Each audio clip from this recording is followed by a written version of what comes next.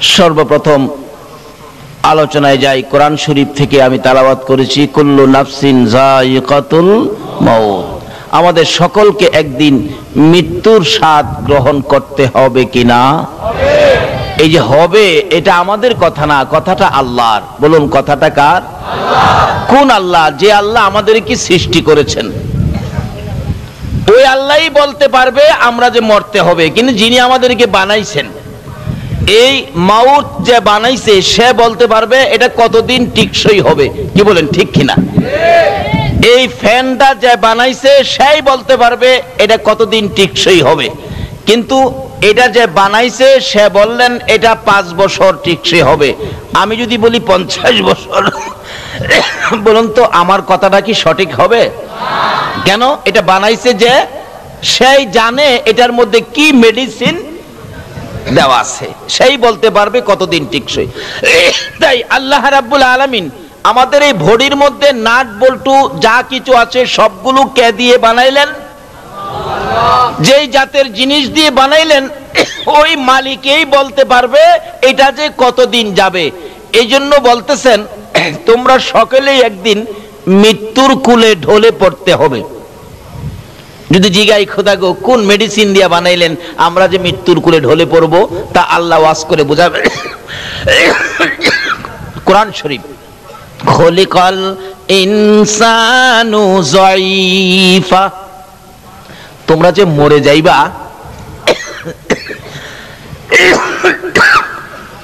এই জন্য, কারণ আমি তোমাদেরকে বানানোর সময় নরম করে বানাইছি, দুর্বল করে বানাইছি। খলিকাল ইনসানু যায়িফা। এই মানুষ, আমি তোমাদেরকে দুর্বল করে বানাইছি। বলুন, আমাদেরকে দুর্বল করে বানাইছে কে বলতেছে? এখন যদি জিগায়, আল্লাহ আমরা দুর্বল করে কি দিয়া বানাইছেন, আল্লাহ তাও জবাব দিবেন কোরআন শরীফ, ইন্না খলাকনাল ইনসানা মিন নুতফা।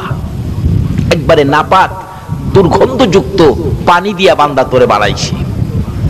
তাই তুমি যে মরে যাইবা এটা মাইনা নাও। বলুন, আল্লাহ যেভাবে আমাদেরকে বুঝাইলেন আমাদের মরতে হবে, এটা কি আপনাদের বিশ্বাসে আসছে? তাহলে মরার পরে যেই দেশে যাবেন, এই দেশটার নাম কি?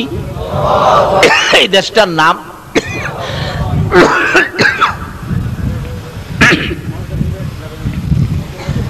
এখন আমাদের দেশের মানুষ কুয়েত যায়, কাতার যায়, সৌদি যায়, লন্ডন যায়, আমেরিকা যায়। যাওয়ার আগে দেখবেন বন্ধু বান্ধবদেরকে জিগায় কুয়েতের অবস্থা কি, পরিবেশ কেমন, কাতারের পরিবেশ কেমন, যে জায়গাটায় যাব জায়গাটা ভালো নেই, এমন কিছু জয় জিজ্ঞাসা করে।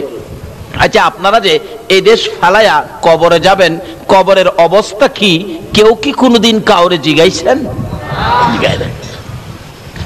অথচ এই কবরটা যাইতে হবেই, না যায়া কোনো উপায়। আজকে দুনিয়ায় একটা ঘর বাড়ি করতে গেলে নিজের কত চেষ্টা, অথচ কবরের বাড়িতে যে আপনি যাবেন আপনার কোনো চেষ্টা নাই। আপনি মৃত্যু হইয়া দেখেন না এলাকার লোকজন আপনার বাড়িটা বানানোর জন্য তৈয়ার হবে কিনা, বলুন তো? কেউ কোদাল নিবে, কেউ খন্তি নিবে, কেউ ঘাস কাটতে যাবে, কেউ কাফনের কাপড় আনতে যাবে, আপনাকে বিদায়ের জন্য পাগল পাগল হয়ে যাবে। যত বড়ই হন, কিন্তু 2 দিন আপনাকে কেউ রাখবে না। আচ্ছা, এই কবরটার ভিতরে যে আপনি যাবেন, কবরের খবর কি কেউ নিছেন? এই কবরটা যে কত কঠিন। রাসূল বলেছেন এই কবরে 99টা সাপ থাকবে। কয়টা সাপ? এরপর এমন সাপ না যে সাপগুলি মেরে ফেলবেন। একটা সাপে যদি আপনাকে ধ্বংসন করে, ব্যথায় 70 গজ মাটির নিচে চলে যাবেন। আবার অন্য সাপেরা ইস্পাতের নূক থাকবে, টাইনা টাইনা উঠাবে, যাও কই, দুনিয়ায় বড় রং করেছো, এবার শাস্তি ভোগ করো। আরেকটা সাপে দংশন করবে। এইভাবে একের পর এক 99টা সাপ দংশন করতে থাকবে। আচ্ছা বলুন তো, এই বিপদ থেকে বাহির হইয়া কোথাও যাওয়ার কোনো সুযোগ পাওয়া যাবে? নাই। কিন্তু এখান থেকে সুযোগটা নিতে হবে। কিভাবে নেবেন?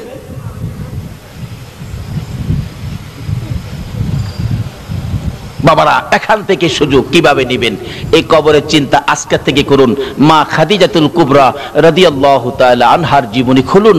আমার নবীর প্রাণ প্রিয় বিবি, সুখে দুঃখের সঙ্গিনী, যেই খাদিজা জীবন জৈবন ধন সম্পদ সব নবীর কদম মুবারকে ঢেলে দিয়ে নবীর সহধর্মিনী সঙ্গিনী হয়েছিলেন, ওই খাদিজার জীবনী।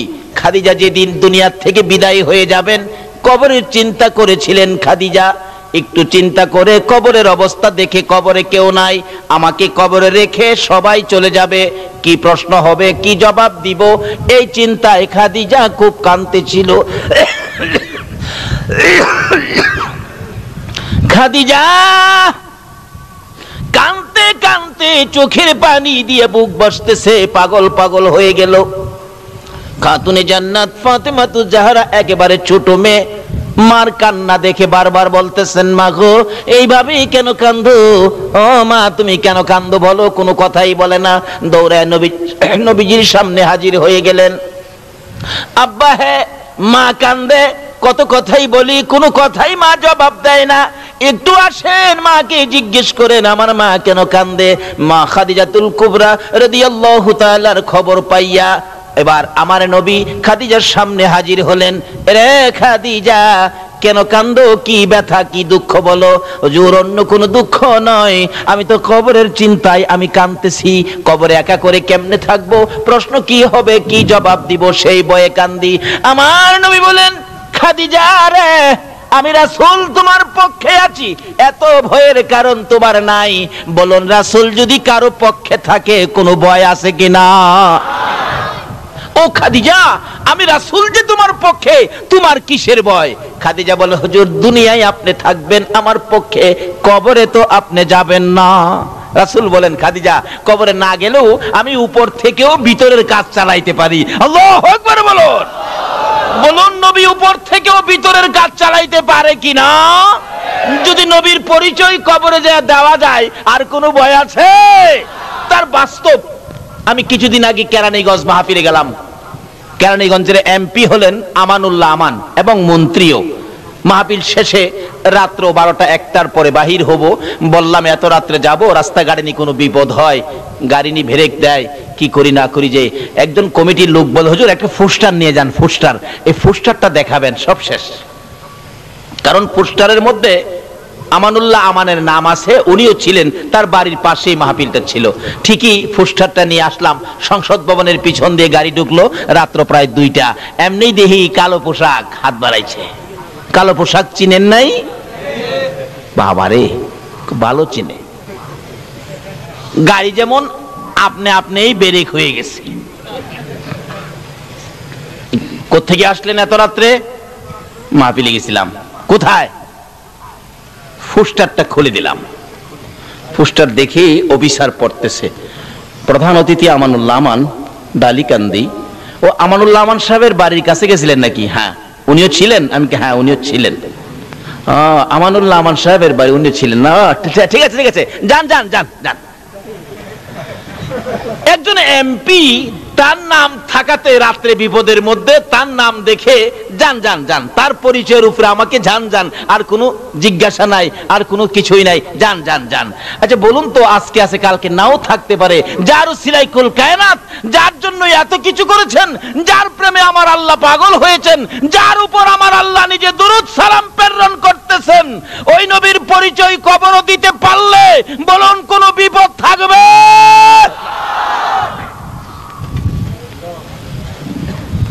কবর দেওয়ার সময় তো এই কথাটাই বলে দেওয়া হয়, বিসমিল্লাহি ওয়ালা, কি কয় কি কয়, বিসমিল্লাহি ওয়ালা। কার মিল্লাতের উপর দেওয়া হয়? এখন এই নবীকে চিনা দরকার আছে কিনা? এই নবীকে ভালোবাসা দরকার আছে কিনা? আমার আল্লাহ বলেন, কেন তোমরা আমার নবীকে ভালোবাসবি না রে? আমার নবী তোমাদের জন্য কত কষ্ট করেছে। উহুদের জমিনে যেদিন আমার নবীকে মারতে মারতে 2টা দান দান মুবারক শহীদ করে দিয়েছিল, আমার নবী মুখের উপর হাতটা লাগাইয়া চোখের পানিগুলো ছেড়ে ছেড়ে কান্দে। ধাত ভাঙ্গা ব্যথার রক্ত মুবারক ঠোঁটগুলি বেবে, দাড়িগুলো লাল হয়ে গেছে, জামাটা পর্যন্ত ভিজতেছে। তারপরেও কাফের বেঈমানেরা চারদিক ঘেরাও করে ফেলেছে। রাসূল বলেন, যেদিকে তাকাই রে শুধু শত্রুর হাতিয়ার, বন্ধু বলে কাউরে দেখি না। ডান দিকে তাকাইলে বাম দিক থেকে মারে, বাম দিকে তাকাইলে ডান দিক থেকে মারে। এইভাবে মারতে মারতে মাথার লোহার টুপিটা টুকরা টুকরা করে জমিনে ফেলে দিল। লম্বা লম্বা দুইটা টুকরা গো মাথার দুই পাশে দিয়া ভিতরে ঢুকে গেছে। রাসূল বলেন, এমন ভাবে ভিতরে ঢুকেছে, বহু টানাটানি করেছি, খুলতে পারি না। মাথার ব্যথায় আমার নবী মাথা চক্কর খাইয়া উহুদের জমিনের মধ্যে পড়ে গেছে। তারপরও নবীকে মারতে ছিল দুনিয়া থেকে বিদায় করে দেওয়ার জন্য। এমন সময় হযরতে জিবরাইল এইভাবে দুইটা হাত বাড়াইয়া আমার নবীরে কুলে উঠাইয়া টান দিয়া সরাইয়া নিয়ে আসছে।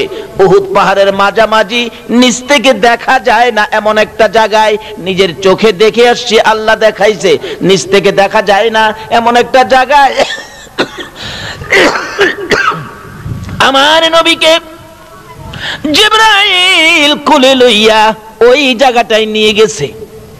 জিবরাইল বলেন, নবীকে কুলে রাইখাই আমি ডাকতেছিলাম, এরে উহুদের পাথর, ও উহুদের পাহাড় দেখ, যেই নবী না হইলে কিছুই হতো না, তোরাও হতে না, আমিও হতাম না। এই নবীকে মারতে মারতে বেহুশ করেছে, একটু বিছানার ব্যবস্থা করে দে, আল্লাহর বন্ধুকে শোয়াইয়া রাখি।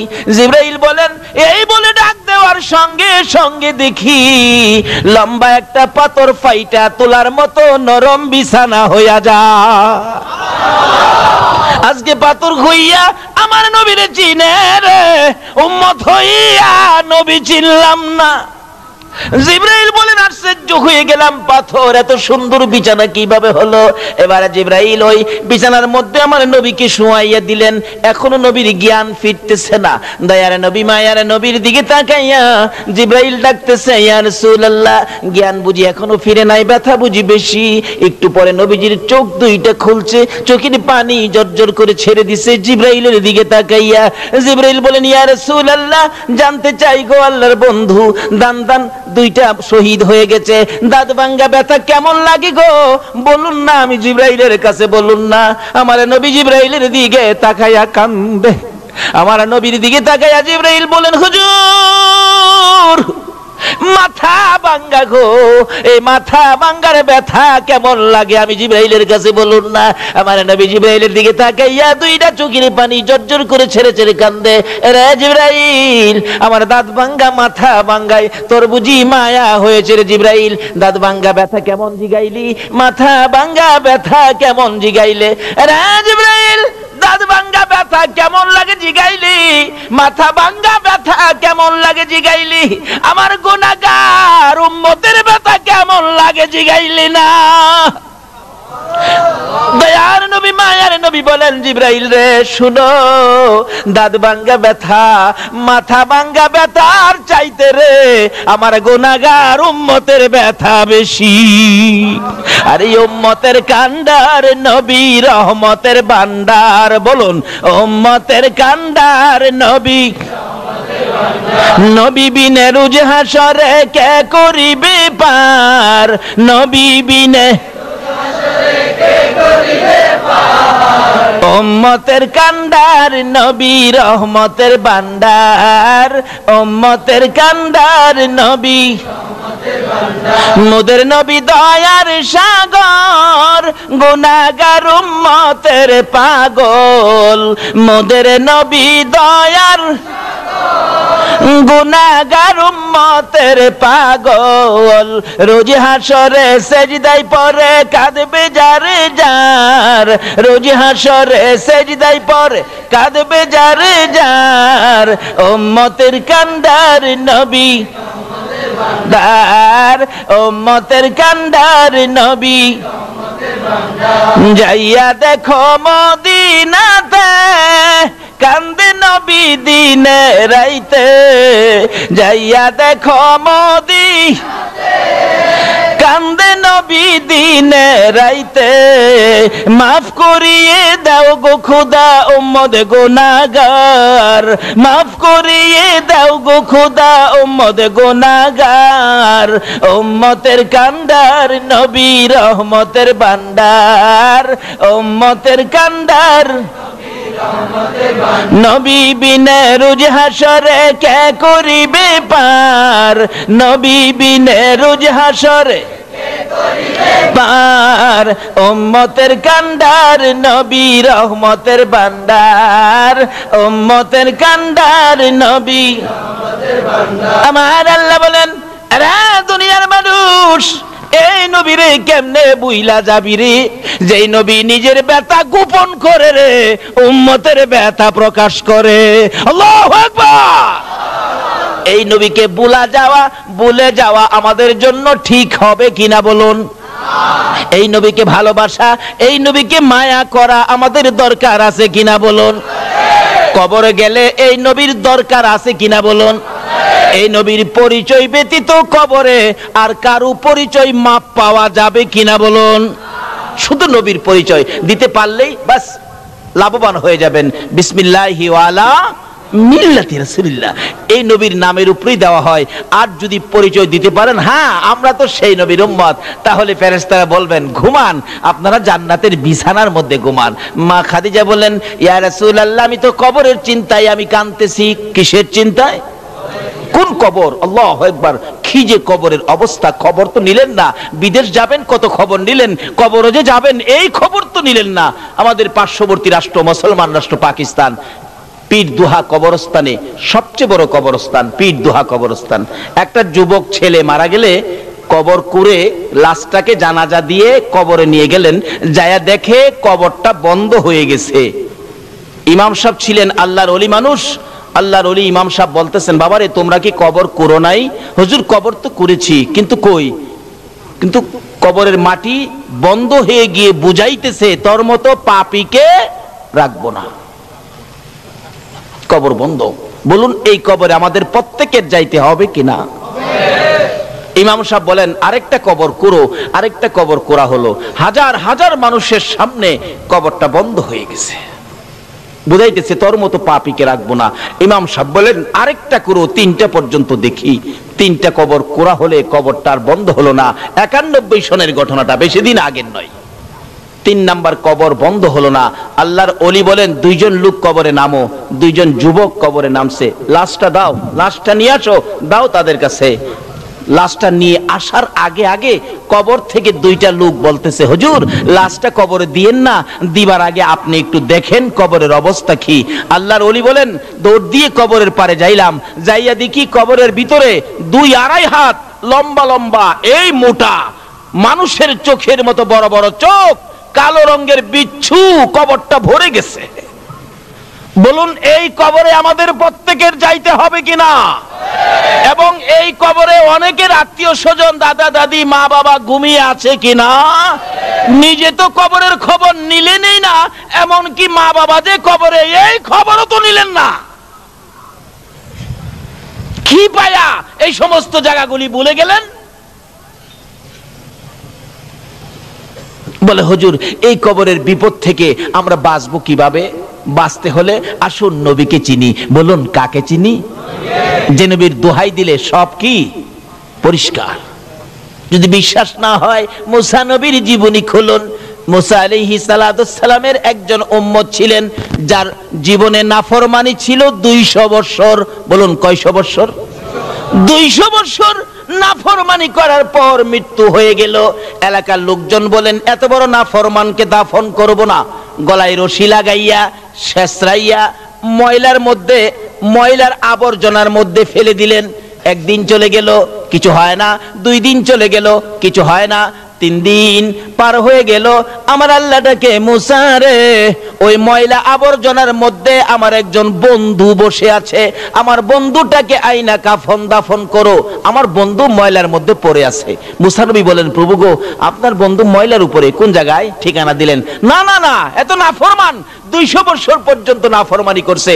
যার জীবনে ভালো কোনো কাজ করে না, খারাপ কোনো কাজ পাইলে ছাড়ে না, সেই ব্যক্তি আল্লাহ বলেন, ও মুসা শুনো, তোমরা দেখেছো 200 বছর নাফরমানি করেছে, আর গভীর রাত্রে আমার ওই বন্ধু একটা কাজ করেছে রে, যেই কাজটা দুনিয়ার কেউ দেখে নাই, আমি আল্লাহ দেখছি। বলেন কি কাজ? আরে মুসা, তোমাকে যে তাওরাত কিতাব দিয়েছি, দিয়েছো, ওই কিতাবটা রাত্রে যখন ঘুমের ঘরে ঘুমাইতে যায়, ওই নাফরমান যুবকটা ঘুমাইবার আগে, বিছানায় শুইবার আগে রে, তাওরাত কিতাবটা টান দিয়ে নামাইয়া পৃষ্ঠা করে উল্টায়, একটা পৃষ্ঠা চেক করে যত জায়গায় আমার হাবিবের নাম পাইছে রে মুসা, আমি দেখেছি শ্রদ্ধা ভরে ভালোবাসার সহিত আমার বন্ধুর নামের মধ্যে চুমা খাইছে রে মুসা। আরে মুসা, যার প্রেমে আমি আল্লাহ এত কিছু করেছি, তুমি মুসার নবুয়তি আমি আল্লাহ দিয়েছি, আমার ওই হাবিবের নামে, বন্ধুর নামে প্রত্যেকটা রাত্রে সবগুলি নাম তালাশ করে করে চুমা খাইছে। জীবনে কোনোদিন আমার বন্ধুর নামে চুমা না খাইয়া যুবকটা ঘুমায় নাই। তাই আমি আল্লাহ তারা 200 বছরের নাফরমানি একদিকে নিয়েছি, আর আমার বন্ধুর নামের চুমাটুকু আরেকদিকে নিয়েছি। আমি আল্লাহ চেয়ে দেখি রে, নাফরমানির চাইতে আমার বন্ধুর নামের চুমা দিয়ে আমি আল্লাহর কাছে বড় ভালো লাগে রে মুসা। আমার বন্ধুর নামের চুমার খাতিরে আমি তার 200 বছরের নাফরমানি ক্ষমা করে দিয়েছি। যে নবীর নামের ভালোবাসার চুমায় মুসা নবীর উম্মত 200 বছরের নাফরমানি করে আমার নবীর নামে চুমা দিয়ে ক্ষমা পেয়ে যায়, এই নবীর ভালোবাসায় কিছু করলে বলুন আমরা ক্ষমা পাইব কিনা? বাবারা আসুন সেই জায়গাটা চিনি। তাই বলতেছিলাম, আল্লাহর ওলি বলেন কবরের মধ্যে বড় বড় বিচ্ছু। পাকিস্তানের ঘটনা 91 সনে বলতেছেন, বাবা যুবক, ও বাবা যুবক, পাগলামি করো না, এই যে দেখো কবরের অবস্থা, এই কবরেই তাকে দিতে হবে। লাশটা কবরে নামায়া দিলে বিচ্ছুগুলো কাফনের কাপড়ের উপর দিয়েই কামড়ে এমন জোরে কামড় দেয়, হাড্ডিগুলো টাইনা খুলতেছে, কিন্তু কেউ কিছু করার সুযোগ নাই। আল্লাহর ওলি বলেন তাড়াতাড়ি করে তোমরা মাটি দিয়ে দাও। বাবারে, যেই কবরে বিচ্ছু হাড্ডি খুলবে, এই কবরে আমাদের প্রত্যেকের যাইতে হবে কিনা বলুন তো? মা খাদিজা বলেন, ইয়া রাসূলুল্লাহ, এই কবরে যেতে আমার ভয় করে। নবীর আদরের বিবি হইয়া, সকল মুমিনের মা হইয়া রে, কবরে যাইতে ভয় করে রে। আমরা তো জীবনে কোনোদিন কবরের চিন্তা করলাম না। মা খাদিজা বল, হুজুর আমি কবরের চিন্তায় কান্দি, কবরে কিভাবে মুনকির নকিরের সওয়ালের জবাব দিব, কবরে কিভাবে একা থাকবো, কবরে কেমনে এই ভয়ে আমি কাঁদতেছি। রাসূল বলেন, খাদিজা কাঁদো না, আমি রাসূল তোমার পক্ষে আছি। খাদিজা বলেন, ইয়া রাসূলুল্লাহ, খালি পক্ষে থাকলে হবে না, আমার সাথে 3টা কথা ওয়াদা দেন, তাইলে আমি কান্দা থামাবো। কি কথা? 1 নম্বরে হলো আপনার একটা পাঞ্জাবি মুবারক দিয়ে আমার কাফন পরাবেন। নবীজির পাঞ্জাবি দিয়ে কাফন পরাইলে বলুন তার দাম বাড়বে না কমবে? নবীর পাঞ্জাবির পাওয়ার আছে না?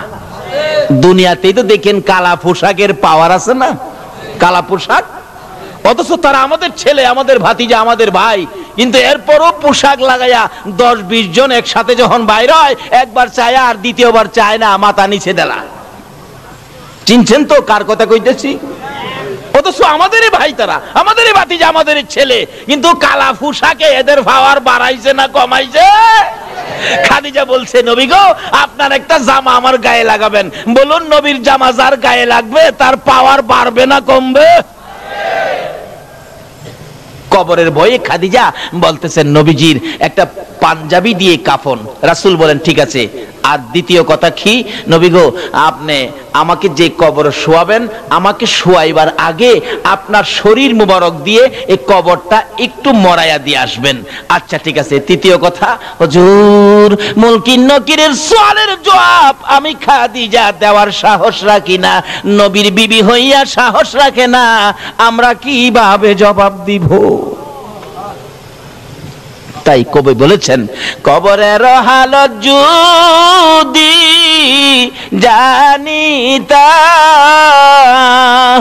ঘরবাড়ি সারিয়া পাগল হইতা। কবরের খবর তো নিলেন না, সব ছেড়ে পাগল হয়ে যেতেন।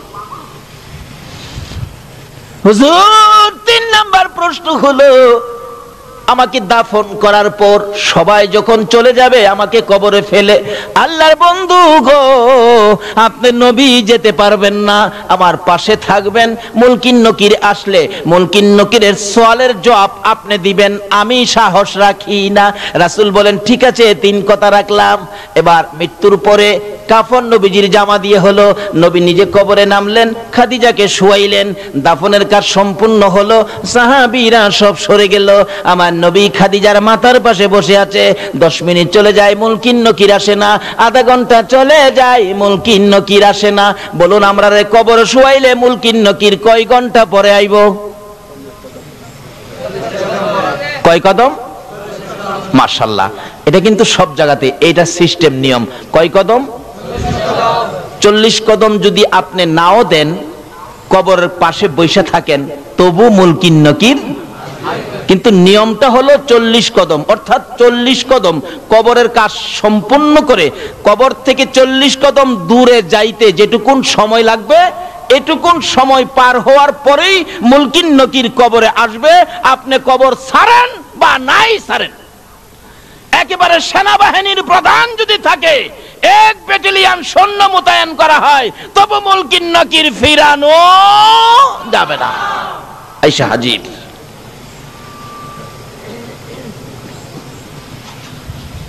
হাজির হয়ে গেছে।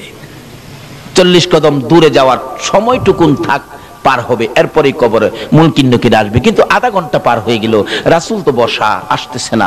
ব্যাপারটা কি? রাসূল তো ভাবতেছেন কি ব্যাপার, এখনো আসতেছে না। আমার আল্লাহ কয়, জিবরাইল রে যা রে যা, আমার বন্ধুর কাছে যা, খবর দিয়া সবাই হাজির হয়ে গেলেন।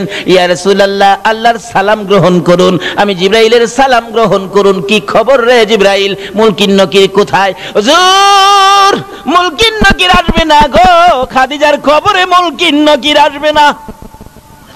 আরে জিবরাইল কেন আসবে না? সিস্টেম হলো, বিধান হলো, মুনকির নকির সকলের কবরে আসবে, খাদিজার কবরে কেন আসবে না?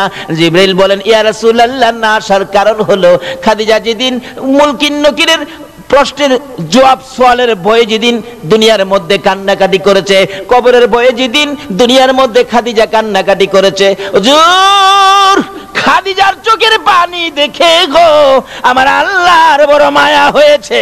আমার আল্লাহ বলেছে, রে জিবরাইল আমার বন্ধুর কাছে যা রে, খবর পৌঁছে দিয়ায়, খাদিজার মুনকির নকিরের প্রশ্নের জবাব আমার বন্ধুর দিতে হবে না, আমার বন্ধুর দিতে হবে না, কষ্ট করতে হবে না। খাদিজা যেদিন কবরের ভয়ে চোখের পানি ছেড়ে ছেড়ে কাঁদছিল, খাদিজার চোখের পানি দেখে রে আমি আল্লাহর বড় মায়া হয়েছে রে মুনকির নকিরের সওয়ালের জবাব দেওয়ার জন্য। আর আমার বন্ধুর কষ্ট করতে হবে না, আমার বন্ধুর কানে খবর দে, খাদিজার কবরের মুনকির নকিরের সওয়ালের জবাব আমি আল্লাহ নিজেই আদায় করে দিয়েছি। কখন দিয়েছে? যখন এই বয়ে কাঁদছিল। বলুন কবরের বয়ে কাঁদছেন এমন কেউ বলতে পারবেন? পারবেন না। তাই কবি বলেছেন, কবরেরও হালত যদি জানিতা ঘর বাড়ি সারিয়া পাগল হয়ে যাইতা। সেই কবরের খবর নিলাম না। এই কবরের বিপদ থেকে বাঁচতে গেলে আখিরি নবীর উম্মত হন। তার সাথে সাথে আরেকটা ব্যাপার আছে। সেই ব্যাপার কি? আমার নবী একদিন সাহাবীদেরকে নিয়ে রাস্তা দিয়ে চলছেন, হঠাৎ নবীজি দেখে একটা কবরের ভিতরে আযাব। বলুন কবরের আযাব আমার নবী দেখে কিনা? রাসূল বলেন, সাহাবীরা তোমরা হাত বাড়াও, দোয়া করি আমার উম্মতের কবরে আযাব। হাত বাড়ালে, আল্লাহ আমার উম্মতের কবরের আযাব বন্ধ করে দাও। জিবরাইল এক, হুজুর আপনি দোয়া করলেও আযাব বন্ধ হবে না। কই কি রাসূলের দোয়ায় আযাব বন্ধ হবে না? কেন বন্ধ হবে না? হুজুর বন্ধ হবে না কেন রে জিবরাইল? আমি তো আমার সাহাবীদেরকে নিয়ে দোয়া করতেছি। জিবরাইল বলে হুজুর শুধু সাহাবী কেন, 1,24,000 পয়গাম্বর সহ যদি দোয়া করেন আপনি সকল পয়গাম্বরের নেতা হইয়া, তারপরও আজকে দোয়া কবুল হবে না। আরে জিবরাইল কেন কবুল হবে না? হুজুর আপনার এই উম্মত তার মায়ের কলিজায় আগুন দিয়া কবরে শুইছে, যতক্ষণ পর্যন্ত তার মা তাকে ক্ষমা না দিবে গো ততক্ষণ পর্যন্ত রাসূলের দোয়াও কবুল হবে না।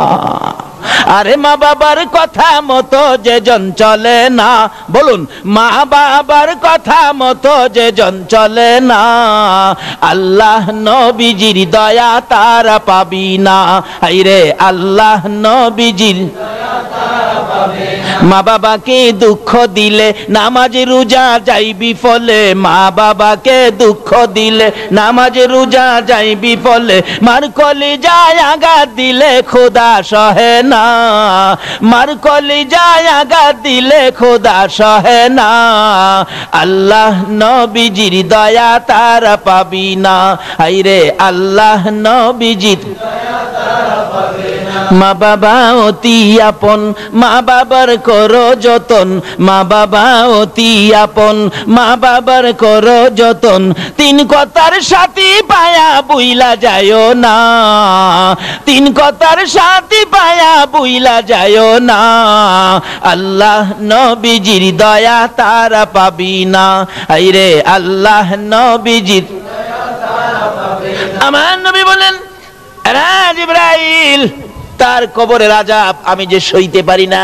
জিবরাইল বলেন ইয়া রাসূলুল্লাহ যতক্ষণ পর্যন্ত তার মা জীবিত আছে, তার মা তাকে ক্ষমা না দিবে ততক্ষণ পর্যন্ত আপনার দোয়ায়ও সে মাপ পাবে না।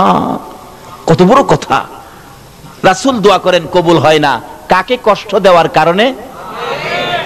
ঘুমায় রইছেন? কাকে কষ্ট দেওয়ার কারণে? কারণ মা, কোন মা চিনছেন নি? রাত্র 2টাই হোক 2:30টাই হোক, সন্তান বাড়িতে না আসা পর্যন্ত বলুন তো বুড়িশ্বরের কার ঘরের দরজাটা খোলা আছে? কয়েকজনে কইছে সন্তান বাড়িতে আসলো না, এ বুড়িশ্বরের একজন সন্তান বাড়িতে আসলো না, 2টায় বাইজা গেছে রাত্র, সারা বুড়িশ্বরের ঘরে ঘরে দরজা বন্ধ, একটা ঘরের দরজা বন্ধ হলো না। বলুন তো এই ঘরটা কার ঘরটা? আরো জোরে কোন মা? কোন মা? যেই মার পেটে 10 মাস 10 দিন ছিলাম। এরকম রাত্রে আমরা সকলেই একদিন মায়ের পেটে ছিলাম কিনা? এই রাত্রে মা আপনাকে আমাকে পেটে নিয়ে ঘুমাইতো, কিন্তু আমরা মাকে ঘুমাইতে দেই নাই।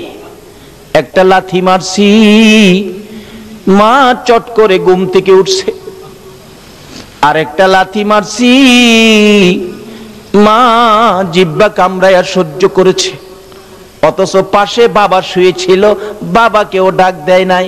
আর একটা লাথি মারছি রে, মা দুঃখিনী উইটা দাঁড়াইয়া গেছে, দাঁড়াইয়া থাকতে থাকতে তোমার আমার মা কত রাত্র যে ফজরের আজান পড়ে গেছে, মা মন ভরে ঘুমাইতে পারে না।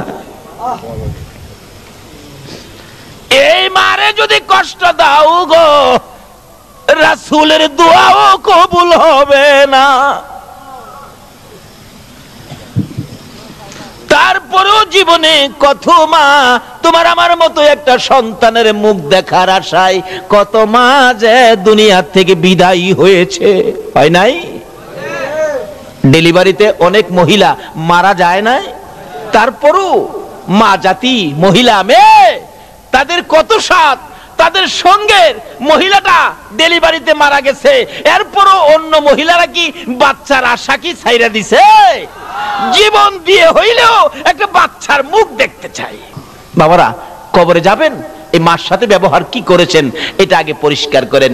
রাসূল বলেন আমি তো ডাকতেছি জিবরাইল, এই আযাব আমি উপস্থিত থাকতে আমি সহ্য করব কিভাবে?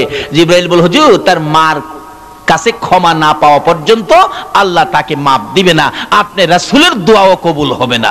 রাসূল বলেন তার মা কোথায়? ঠিকানা দিলে যে ডাকতেছে, মা আপনার ছেলেটা মারা গেছে। জি হুজুর মারা গেছে। আপনার ছেলের কবরে তো আযাব চলছে। মা বলেন হুজুর আযাব হইতাছে, আল্লাহ আরো আযাব দেখ, হ্যাঁ আমারে পুইরা লাইছে। মারে কষ্ট দেওয়ার মানুষ আছে না বাংলাদেশে? হ্যাঁ, আমারে পুইরা লাইছে হুজুর। রাসূল বলেন, মাকে তো না দেখাইলে মা মায়া হবে না। রাসূল বলতেছেন, মা আপনি একটু আসেন, আপনার ছেলের অবস্থা দেখা যান। কবরের পাশে দাঁড় করাই রাসূল বললেন, প্রভু গো, তার মাকে কবরের আযাব দেখার শক্তি দাও। বলুন এই নবীর কথাই দিবে কিনা? বলতে দেরি, শক্তি দিতে দেরি নাই।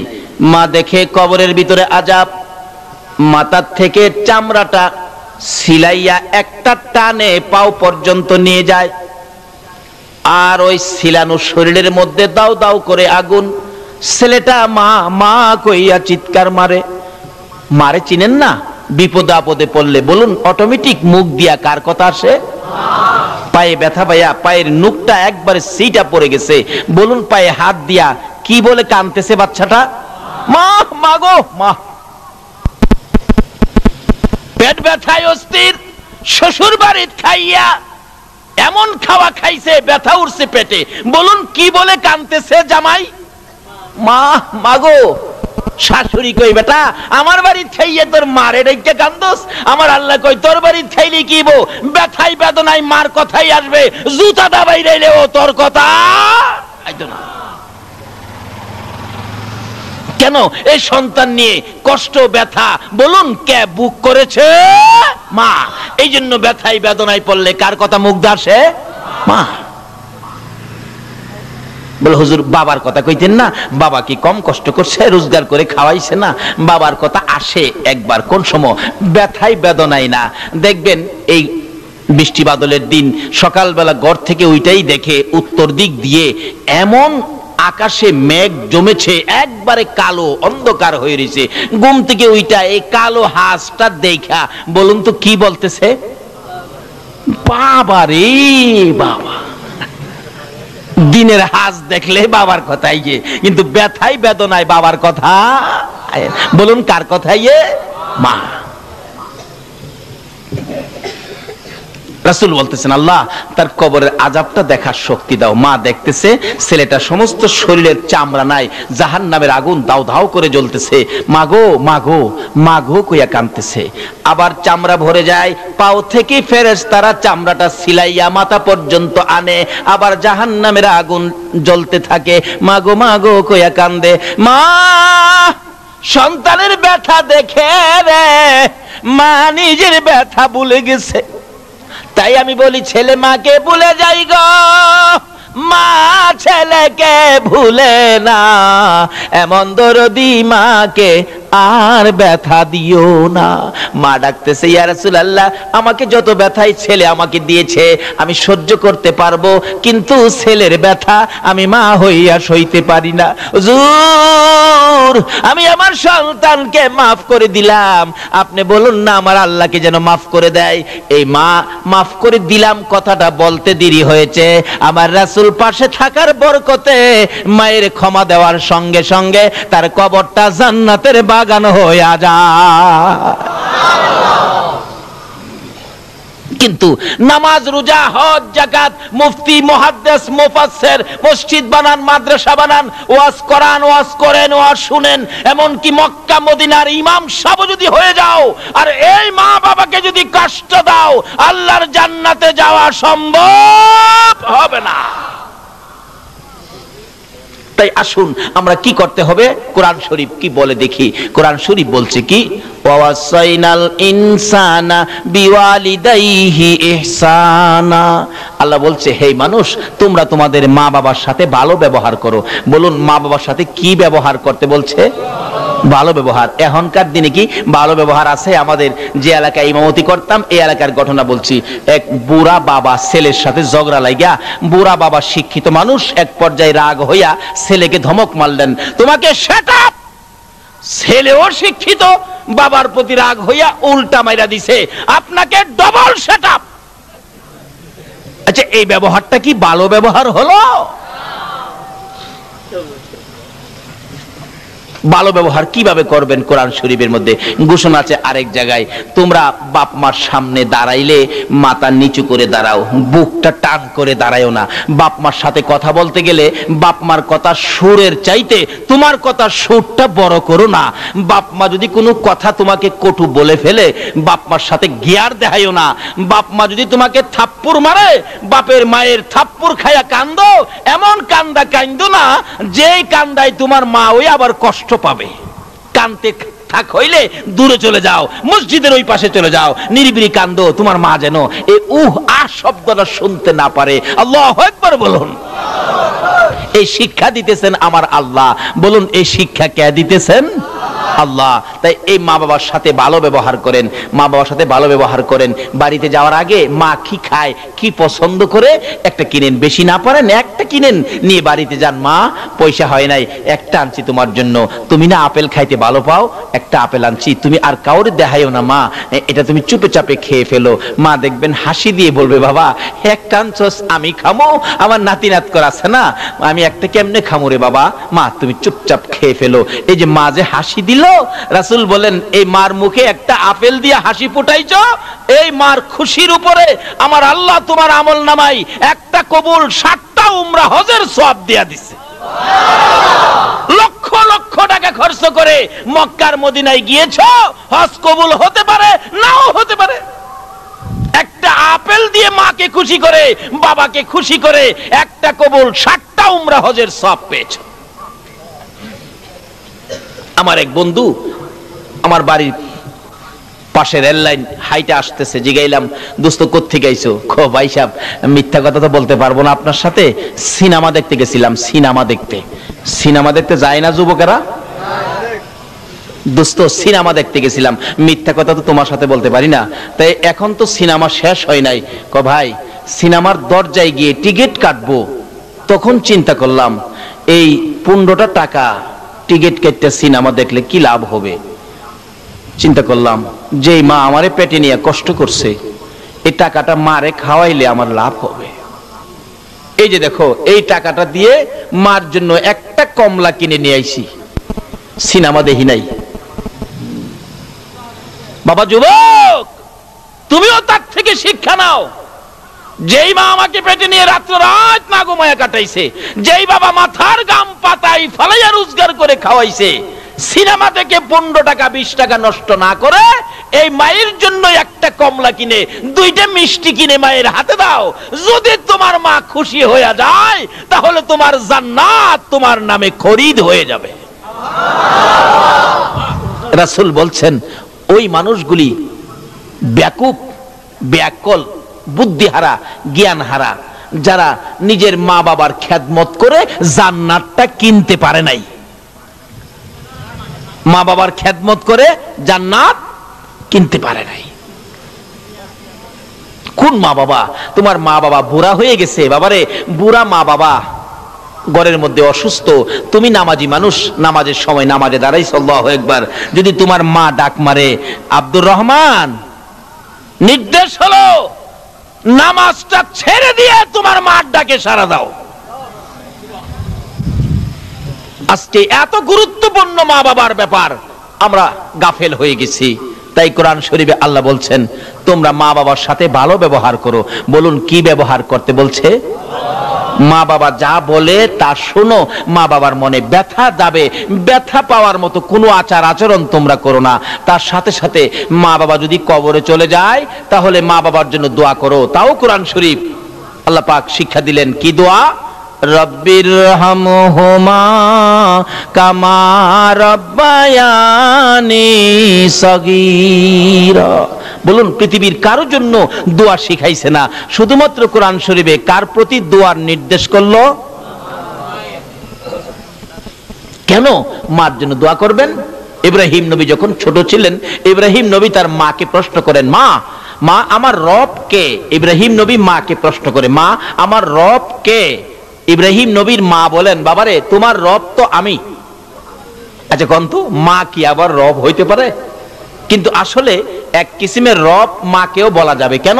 রব শব্দের অর্থ হলো লালন পালনকারী। আচ্ছা মা একদিন ছোটকালে আমাদেরকে লালন পালনের দায়িত্ব নিছে কিনা বলুন তো?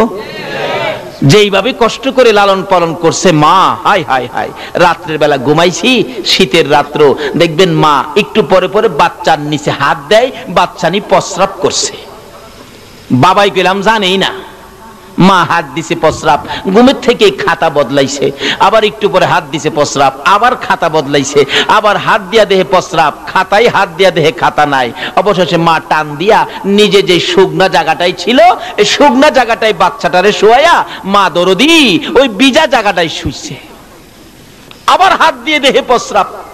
এখন আর কি করবে, বাচ্চাটাকে বুকে লইয়া নিজের কাপড় দিয়ে পেঁচাইয়া ধরে মা বিজার মধ্যে শুয়েছেন, প্রস্রাব শুকনা কাপড়টাই না, কাপড় ভিজে গেছে, ঠান্ডায় থরথর করে মা কাঁপতেছে, বাবার ঘুম ভেঙে গেছে, তোমার কি হলো, এইভাবে কাঁপতেছো কেন?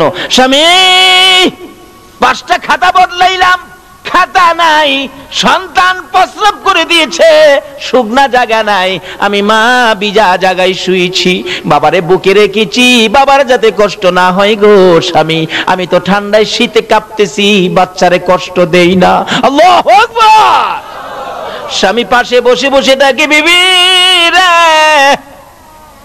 ও বিবি, সন্তানকে সুখে রাখতে যাইয়া এইভাবে কষ্ট করো, থরথর করে কাঁপতেছো, তাই আমার আল্লাহ বলেন, এই মা যদি কবরে যায় রে, এই মার জন্য দোয়া করো।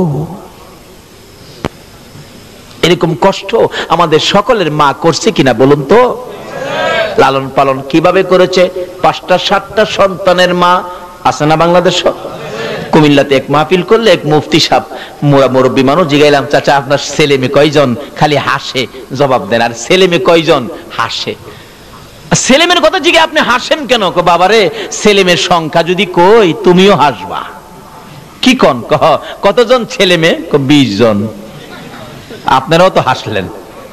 আসলে 20 জন সন্তানের কথা কইলে কেন না হাসবো?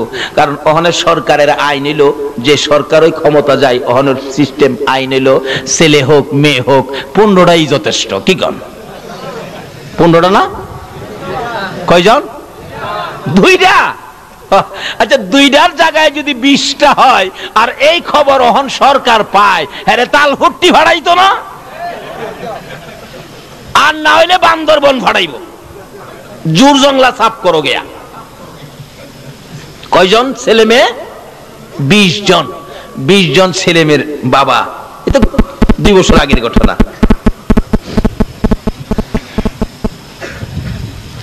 20 জন বাদ দিলাম, 7-8 জন তো প্রায়ই পাওয়া যায়। 7-8 জন বাচ্চা যে মার, এই মা লালন পালন করতে কষ্ট হইতেছে কিনা বলুন তো? দেখবেন মা গরু আছে, গরু ঘরে নিলেন, ছাগল আছে, ছাগল ঘরে বানলেন, মুরুগ থামাইলেন, রান্না বাড়া শেষ করলেন, সবাইকে কাজ শেষ করে সন্ধ্যার সময় বাচ্চা কাচ্চাকে খাওয়াইলেন, স্বামীকে খাওয়াইলেন, শ্বশুর শাশুড়ি খাওয়াইলেন, এইভাবে সব কাজ শেষ করে তোমার আমার মা ঘুমাইতে যাইবো, রাত্র বাইরে গেছে 11টা, খালি 11টায় শুইছে, ল্যাপটা একটু গায়ে দিয়া, ল্যাপটা একটু গরম হয়েছে শীতের রাত্র, এমন সময় 7 জনের মাঝখানে যাইছিল বাচ্চাটা, হ্যাঁ খাইছিল না, ঘুমেতে ওইটা দেখবেন শুরু করছে পেন্ডের পেন্ডেন, মা কয় কি হয়েছে তোর? কোনো কথা কয় না, খালি আছে না বাচ্চা এরকম করে না? আধা ঘন্টা পর্যন্ত কাঁদছে, কোনো কথা কয় না। আরে কেন কাঁদতাছস আধা ঘন্টা পর্যন্ত? কয় আমি যে ভাত খাইছি না, তুমি জানো না? মা কয় এটা কি আধা ঘন্টা কাইন্দা কোন লাগে? আগেই তো তুই কইতারস। এরকম একটা বিরক্ত মারে আমরা করছি কিনা কন্ত? বাবাই কয় হ্যার ফেন ফেনে আর সহ্য হয় না, গলার চিপটা মাইরা বাইরে ফেলাই দে। আচ্ছা কোন মা কি মাইরা ফেলাই দিছিন? মা কয় তুমি ঘুমাও। এই সম্পূর্ণ বিরক্তি বলুন কে সহ্য করেছে? মা। এই মারে কষ্ট দিয়া বেহেশত যাইতেন নামাজ পড়া, যায়েন বেহেশত গারো ধইরা বাই কিনে দিব।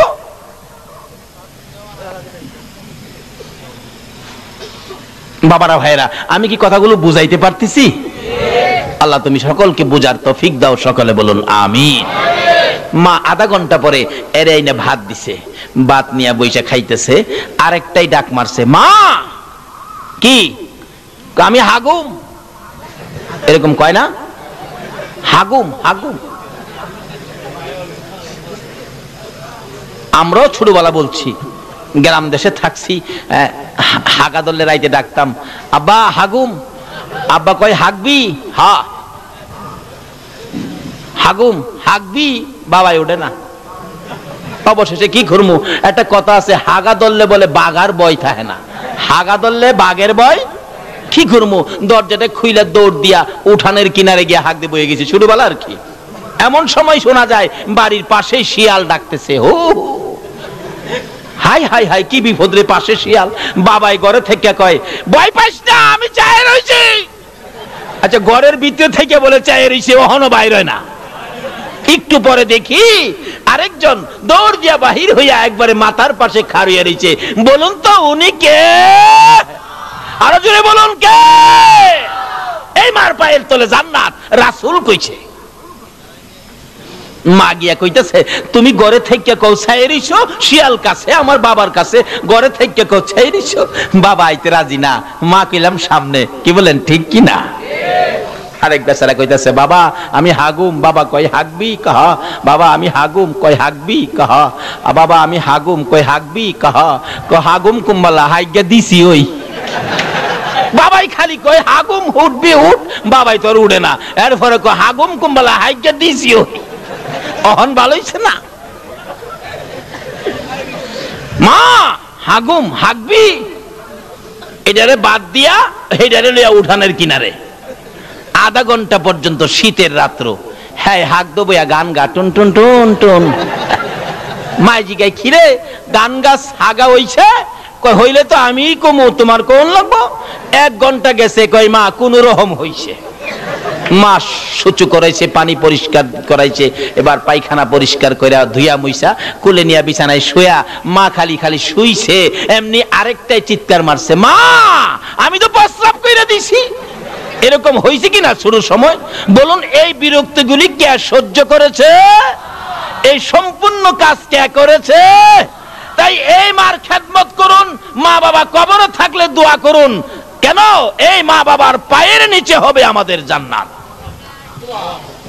এইভাবে 3টা 4টারে মা শুয়াইছে, এবার আরেকটাই ডাক মারছে, মা কি আমার ঘুম ভাঙ্গা গেছে, আমার ঘুমও ধরে না, আমারে কোলে লয়। লইছি কুলো, বাইরে যা, ঘরের বাইরে যাইতো, বাইরে গেছে। মা ডাকতেছে, বাবারে আমার শীত করে, চাদরটা নিয়ে আসি।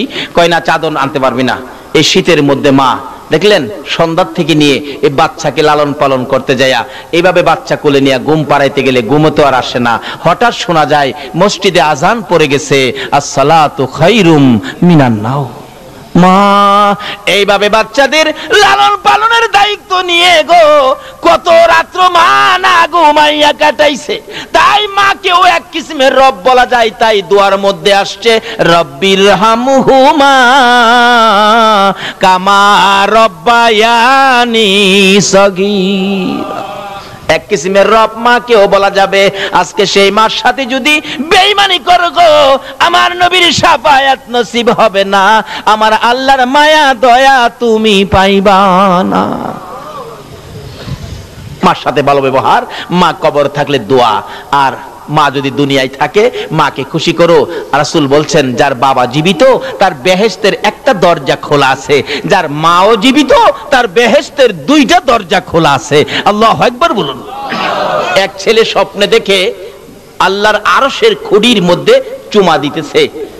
ছেলে দৌড়ায় সকালবেলা ইমাম সাহেব হুজুরের কাছে গেছে, হুজুর আমি স্বপ্নে দেখেছি আল্লাহর আরশের খুঁটি চুমাইতেছি। ইমাম সাহেব বলেন, বাবা তোমার মা আছে? আছে তো, মার পায়ে গিয়ে চুমা দাও। হুজুর একটা কথা কইলেন, কই আল্লাহর আরশ আর কই মা? আল্লাহর ওলি বলেন, তুমি মাকে কি মনে করছো? আল্লাহর আরশের খুঁটির চাইতে মায়ের পায়ের মর্যাদা কোটি কোটি গুণ বেশি। জোরে জোরে কোন সুবহান। কারণ যেই মায়ের পায়ের নিচে জান্নাত, আরশের খুঁটির নিচে জান্নাত নয়। সুবহানাল্লাহ। আজকে সেই মার সাথে ভালো ব্যবহার আমাদের দরকার আছে কিনা বলুন? মারও উচিত সন্তানদেরকে ভালো পথে পরিচালনা করা, বাবারও উচিত সন্তানদেরকে ভালো পথে পরিচালনা করা। আজকে যেই সন্তান, যেই মা বাবা এই সন্তানকে পেটে নিয়েছো, যারা আজকের এই সমাজ কল্যাণ যুব সংঘ করে এত বড় মাহফিলের আয়োজন করেছে এই বৃষ্টি বাদলের মধ্যে, এমন সন্তান জন্ম দেওয়া, এই পথে সন্তানদেরকে পরিচালনা করা, এটাও মা বাবার দায়িত্ব। আজকে যে মা বাবার সন্তান মাহফিলের আয়োজন করেছে আর যেই মা বাবা এই সন্তানের মা বাবা হয়েছেন, উভয় জীবন ধন্য।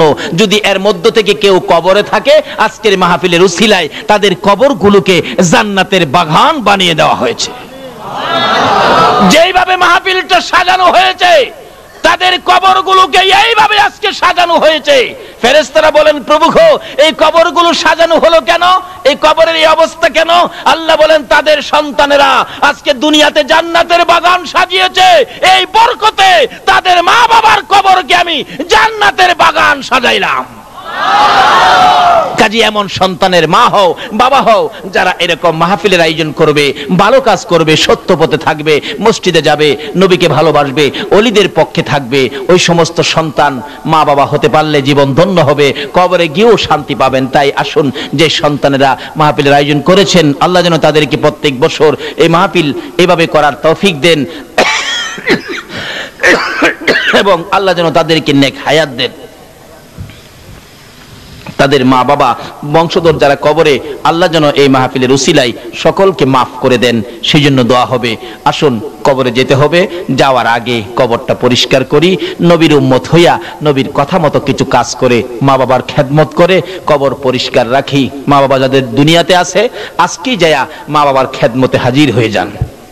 আর যার মা বাবা দুনিয়ায় নাই, আজকের মোনাজাতে চোখের পানি ছেড়ে দেন। তাও যদি না পারেন, কালকে সকালে মায়ের কবরে যান, বাবার কবরে যান, দুইটা হাত বাড়ায় কান্দেন। আল্লাহ রাব্বুল আলামিন আপনার চোখের পানিতে মা বাবাকে মাফ করে দিবেন। তাই আসুন, আমি আর সামনে যাচ্ছি না, দুইটা সাবজেক্টের উপর আলোচনা। আল্লাহ যেন আমাকে সহ সকলকে এই সাবজেক্টের উপর আমল করার তৌফিক দেন। সকলে বলুন আমিন। আসুন দোয়া করি, সকলে দোয়ায় শরীক হন। আল্লাহুম্মা আমিন। ربنا ظلمنا أنفسنا وإن لم تغفر لنا وترحمنا لنكونن من الخاسرين رب ارحمهما كما ربياني صغيرا রব্বুল আলামিন, রাত্র 3টা পার হয়ে গেছে। তোমার আদুরের বান্দারা, তোমার নবী আশিক পাগলেরা, গাউসে পাকের ভক্তবৃন্দরা 3টা পর্যন্ত পার করে দিয়ে গো তোমার শাহী দরবারে হাত বাড়াইছে। মওত একেবারে খালি হাত বাড়াই নাই, তুমি যার উপর দুরূদ সালাম প্রেরণ করো, ওই নবীর উপর দুরূদ সালাম ও মদিনা পাঠাইছি। মাবুদ রে, আমাদের দুরূদ সালাম গুলো পাখির মতো উড়াইয়া উড়াইয়া দয়ার নবী মায়ার নবীর রওজা আতহারে পৌঁছাইয়া দাও। আয় মাবুদ, আজকের এই দুরূদ সালাম উসিলা করে, ফাতিহা ইয়াজদাহ মাহফিল উসিলা করে আমরা যারা হাত বাড়াইছি, আমাদের তামাম জিন্দেগীর গুনাহগুলো ক্ষমা করে দাও। মাবুদ, রাত্র 3টা পার হয়ে গেল, তোমার বান্দারা যে হাত বাড়াইছে, তোমার কি মায়া লাগে না? যদিও আমরা অপরাধ করেছি, গুনাহ করেছি, তারপরেও তো আমরা মাফের আশায় হাত বাড়াইছি। দুনিয়ায় দেখি সন্তানেরা যদি অপরাধ করে, মা বাবা ধমক দেয়, বাড়িতে জায়গা দিবে না, তারপরেও রাত্র যদি 12টা 1টা 2টা বাইজা যায় রে, মা দরদি সন্তানের জন্য দরজাটা খুইলা রাখে রে আল্লাহ। মায়ের মতো একটা দরদি যদি অপরাধী সন্তানের জন্য 2টা বাজে দরজা খোলা রাখতে পারে গো আল্লাহ, আমরা যে তোমার বন্ধুর গুনাহগার উম্মত, জীবনের গুনাহ লইয়া মাপের আশায় হাত বাড়াইছি, তোমার যে 99 ভাগ মায়া আছে গো, দয়া আছে গো, তুমি কি আমাদের জন্য মাফের দরজাটা খুলতে পারো না? ফিরাইও না, ঘুরাইও না, কার জীবনে কত গুনাহ হিসাব জিগাইও না, কে নেককার কে গুনাহগার কাউরে কিছু কইও না। আজকের এই মাহফিলের উসিলাই আমাকে সহ সকলের জীবনের গুনাহ ক্ষমা করে দাও। মাবুদ রে, ক্ষমা যে চাইলাম জীবনের গুনাহ, এই শেষ রাত্রে আমরা রে মাফ করছনি। যারা নামাজি নামাজ কবুল করো, যারা নামাজ পড়ে না নামাজের বুঝ দান করো, বেনামাজি বানাইয়া সাদা কাফন গায়ে লাগাইও না গো আল্লাহ। যারা মদিনা যাওয়ার পাগল, পাখির মতো উড়াইয়া মদিনা লইয়া যাও গো আল্লাহ। মদিনা না দেখাইয়া এই মাহফিলের কাউকে তুমি আজরাইলের হাতে তুলে দিও না। মদিনা রে, ও সুন্দর মদিনা, মদিনা যে কেমন লাগে গো, যারা যায় নাই তারা তো বুঝবে না। মদিনায় যখন রওনা হয়েছিলাম 2001-এ, বৃহস্পতিবার দিবাগত রাত্রে বাস ছাড়ছে, আগে মদিনায় নিয়ে যাবে। রাত্র 2টার দিকে মুআল্লিম সাহেব বলতেছেন, হাজী সাহেবরা ঘুমায়েন না, আর কিছুক্ষণের মধ্যে আমরা ঢুকে যাব সোনার মদিনা। দেখি সকল হাজী সাহেবরা সজাগ হয়ে গেছে। মুআল্লিম সাহেব গো, কোন সময় ঢুকবো গো প্রেমের মদিনায়? একটু পরে মুআল্লিম বলেন, হাজী সাহেবরা দুরূদ শরীফ পড়তে থাকুন, এই তো আমরা মদিনায় ঢুকে গেলাম গো। সমস্তটা শরীর যেন পশমগুলো দাঁড়াইয়া গেছে, কলিজায় যেন ঠান্ডা লাগতেছে, শোনা যায় কানে যেন আওয়াজ আসতেছে, হায় আমার পাগলেরা। যাইতে যাইতে আরো ঘন্টা খানিক গাড়িটা চললো। মুআল্লিম বলেন, দুরূদ শরীফ পড়ুন আর জানালাগুলি বন্ধ করে দেন। জিজ্ঞেস করলাম, মুআল্লিম সাহেব জানালাগুলি বন্ধ করব কেন?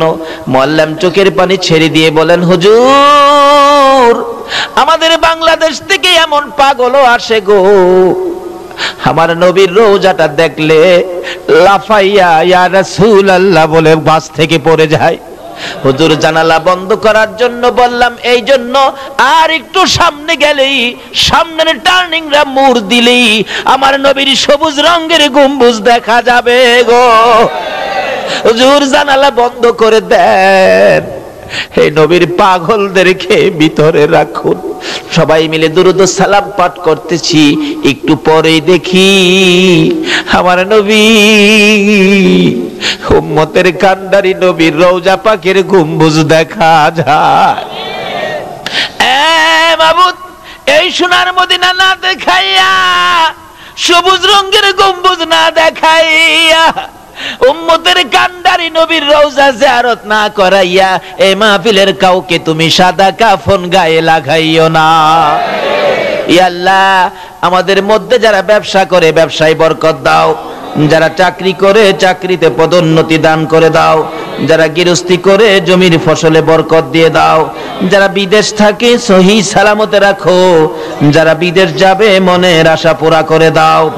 মাবুদ রে, যারা লেখাপড়া করে লেখাপড়ায় বরকত দাও, যারা পরীক্ষা দিয়েছে দিবে কামিয়াবি দান করে দাও।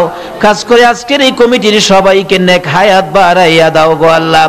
এই মাহফিলে যারা উপস্থিত হয়েছে 3টা পর্যন্ত কষ্ট করেছে, সকলকে তুমি নেক হায়াত বাড়াইয়া দাও গো আল্লাহ। যাদের ছোট্ট ছোট্ট ছেলে মেয়ে দিয়েছো, ছেলে মেয়েদের নেক হায়াত বাড়িয়ে দাও। অকালে মৃত্যু দিও না, মা বাবার কলিজায় আগুন জ্বালাইও না, ছেলে মেয়েদের মুখে ইতিমের দাগ লাগাইও না, ছেলে মেয়েদের মা বাবার হায়াত বাড়াইয়া দাও। ইয়া আল্লাহ, দুয়ার দরখাস্ত করেছেন ইসমাইলের জন্য ও নুরুল আমিনের জন্য। ইয়া আল্লাহ গো, এই দুয়ার দরখাস্ত করেছেন দরদিরা, আল্লাহ তুমি কবুল আর মঞ্জুর করে নাও। ইয়া আল্লাহ, জানি না তারা কি অবস্থায় আছে, আল্লাহ তাদেরকে তুমি বেশি বেশি করে নেক হায়াত বাড়িয়ে দাও। ইয়া আল্লাহ, যে আশায় দরখাস্ত তাদের মনের আশা পুরা করে দাও। মাবুদ, মাবুদ রে, এই মাহফিলের মানুষগুলো মনাজাত শেষে বাড়িতে রওনা হবে। আমি জানি না রে, এই মাহফিল কারে জানিস জীবনের শেষ বিদায় দেয়। এই মাহফিল যদি কারো জীবনের শেষ মাহফিল হয়ে থাকে গো আল্লাহ, এই মাহফিলের উসিলায় কাল কিয়ামতে নাজাতের ফয়সালা করে দিও গো আল্লাহ। ইয়া আল্লাহ, যে নবীর আশিক হইয়া এত রাত পর্যন্ত কষ্ট করলো তোমার বান্দারা, সকলকে তুমি কাল কিয়ামতে নবীর গুদারায় উঠাইয়া ফুলসিরাতের ফুল পার করে দিও গো আল্লাহ। ইয়া আল্লাহ, এই মাহফিল টুকুন তোমার কুদরতি হাতে আমানত করে গেলাম, কিয়ামত পর্যন্ত এই মাহফিল তুমি কায়েম রাখো গো আল্লাহ।